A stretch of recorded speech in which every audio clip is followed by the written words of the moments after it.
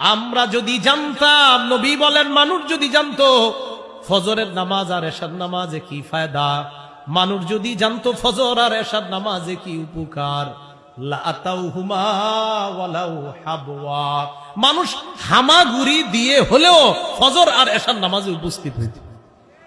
হামাগুড়ি কারে কয় আগে বলি। এই গ্রামগঞ্জে যেন দেখছেন নি আপনারা, শহরে দেখা যায় ওই অনেক মানুষ হাঁটতে পারে না, প্যারালাইজ, এই বেচারা পিছনে কিছু একটা লাগায়া ওই রাস্তার মধ্যে আপনার এভাবে হেসরাইতে হেসরাইতে আপনার ভিক্ষা করে, মানুষের কাছে সাহায্য চায়, এরকম দেখছি না আমরা। নবীজি বলেন মানুষ যদি জানতো ফজর আর এশার নামাজের উপকারিতা কি, তাহলে এইভাবে তার নিতম্বটা মাটির মধ্যে লাগায়া হলেও, হামাগুড়ি দিয়ে হলেও সে মসজিদে গিয়ে ফজর আর এশার নামাজ পড়ে।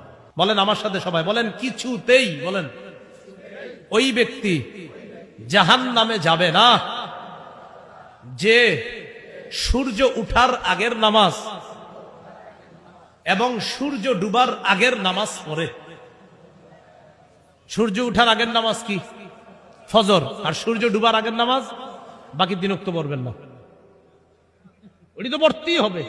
এটা গুরুত্ব যে সূর্য উঠার আগের নামাজ আর সূর্য ডুবার আগের নামাজ যে পড়ে, নবী বুঝায় অন্যগুলো তো তার জন্য সহজ, আর এই দুই উক্ত যে গুরুত্ব দিয়ে পড়বে, আমি নবী বলে দিলাম কিছুতেই সে জাহান্নামে প্রবেশ করবে।